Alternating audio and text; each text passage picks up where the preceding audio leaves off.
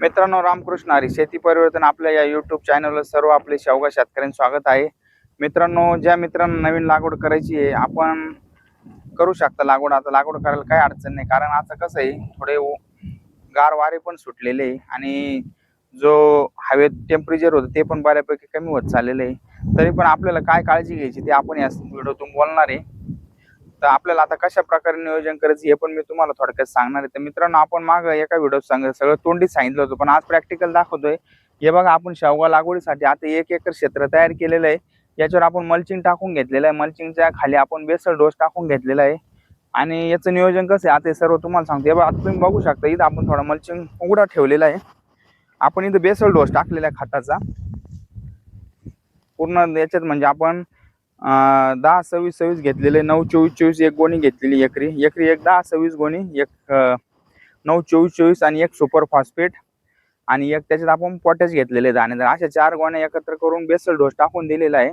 त्याच्यातलं थोडंफार खत उरलेलं मित्रांनो, आपण ते दुसऱ्या क्षेत्राला पण वापरू शकतो, कारण एवढं 4 गोण्या पण पडणं एका बेडवर भरपूर होतंय. कारण कसं आहे, आपलं 12 फूट अंतर ठेवतो, 2 बेडमध्ये सुटतं, त्याच्यामुळे हे 4 गोण्या पण भरपूर झालेल्या आपल्या. तसे त्याच्यातले असं जरा तुम्ही 3च गोण्या पडलेले, एक गोणीचं मटेरियल उरलेलं आहे, ते सगळं मिक्स केलेलं, तर ते आपण दुसऱ्या पिकाला वापरू शकतो, कारण हा डोस पण असा भरपूर प्रमाणात होणार आहे. तर आपण याच्यात आता मित्रांनो, आपली लांबी आहे 300 फूट मल्चिंगची, बघू शकता तुम्ही व्हिडिओमध्ये.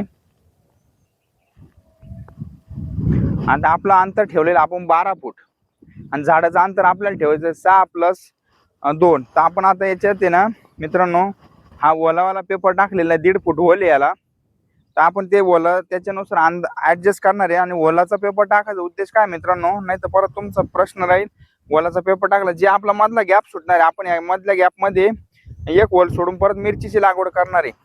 म्हणजे आता समजा शेवगा झालेला आपलं 2 झाडं, तर हे मधले 3 ओलं सुटणार आपल्या, याच्यात परत आपण 2 मिरचीची रोपं टाकणार आहे, परत शेवग्याची रोपं येणार. अशा पद्धतीने आपल्याला नियोजन करायचं मित्रांनो. आणि आता ज्या मित्रांना लागवड करायची त्यांना लागवड करायला काही अडचण नाही, कारण आता ऊन पण कमी झालेलं आहे. आज जवळजवळ आज तारीख 21-22 मे आहे. काही अडचण नाही. आता आपल्याला आता बहुत आपण 3 दिवस वल्ला करून घेणार आहे. पूर्ण जमिनीतली जी वाफ आहे ती पण निघून जाणार आहे. पेपर हा आपण मशीनच्या साहाय्याने दाबलेला पूर्ण व्यवस्थित असं पॅकिंग केलेली आहे, त्याच्यामुळे वाऱ्यानं पण उडण्याची काही भीती नाही. आपल्याला प्रत्यक्ष दाखवायचं होतं म्हणून आपण इथं थोडा उघडा करून तुम्हाला दाखवलं आपण बेसल डोस मध्ये काय काय घेतलेलं आहे. तर अशा प्रकारे मित्रांनो नियोजन करा. ज्या मित्रांना नवीन लागवड करायची त्यांनी अशा पद्धतीने करा. आणि बऱ्याच मित्रांचं जे म्हणणं होतं मल्चिंग पेपरची गरज आहे का, तर माझ्या हिशोबानं, माझ्या ज्या 26 वर्षाच्या अनुभवानुसार मी तुम्हाला एक सांगतो मित्रांनो, आपण जो मल्चिंग टाकला याचा फायदा काय होणार, आपलं झाड सक्षम होणार आहे. कारण आपले निंदीला पण तेवढे पैसे जाणार, कारण आता 1 महिन्याने पाऊस चालू होणार आहे. पाऊस चालू झाल्यानंतर शेवगा आपण समजा लागवड केली, शेवग्याच्या आधी गवत उगून जाणार आहे, कारण आपण 3 दिवस बेडवाला करणार, म्हणजे ते बी अंकुरित होणार आहे जे जमिनीत पडलेलं आधीच. आणि नंतर शेवगा आपला तिथून पुढे 8 ते 10 दिवसांवर वर येणार आहे लावल्यानंतर. त्याच्या आधीच हे गवत येणार आहे. त्याला तणनाशक नाही मित्रांनो, याच्याकरता आपण हा मल्चिंगचा प्रयोग केलेला आहे. मल्चिंगचा काय फारसा खर्च येत नाही आपल्याला. 1 एकराला 3च बंडल लागलेले, म्हणजे ते 3 बंडल आज थोडे बाजार पेपरचे पण वाढलेले, समजा 1300 रुपयाला आपल्याला बंडल पडलेलं आहे, तर 4000चा पेपर गेलेला आहे, पण आपली तेवढी मेहनत पण वाचणार आहे. तर अशा प्रकारे आपल्याला नियोजन करायचं आहे. आणि हे नियोजन करत असताना म्हणजे आपल्याला जी निंदीचा खर्च तो पण आपला वाचणार आहे, लेबरचा खर्च वाचणार आहे. आणि हा पेपर आपल्याला कमीत कमी 6 ते 7 महिने टिकणार, तोपर्यंत आपली झाडं डोक्याची लेवल येऊन जाणार आहे आणि व्यवस्थित होणार. मधले मित्रांनो जे आपण बेड सोडलेले मध्ये बघू शकता, आपण याच्यावर कोबीचा प्रयोग करतोय आता.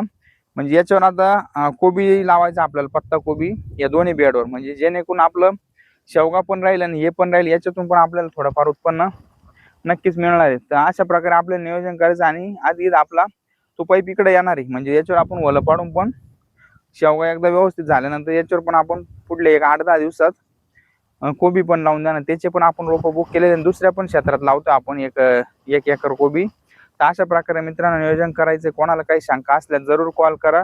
आपल्याकडे बियाणं पण यावर्षी चांगल्या प्रकारे उपलब्ध झालेलं आहे. आपल्या शेंगांनी पण आपल्याला चांगली साथ दिलेली, पैसे पण एकदा यावर्षी सर्व मित्रांना चांगले झालेले. अजून पण बाजार मित्रांनो 25-30 रुपये या दरम्यान आता बाजार आहे, आणि परत बाजार थोडे थोडे पुढल्या महिन्यात जरूरच वाढतील. तर अशा प्रकारे नियोजन करायचं आहे. आणि लवकरच तुमच्याकरता नवीन व्हिडिओ घेऊन येऊ. रामकृष्ण हरी.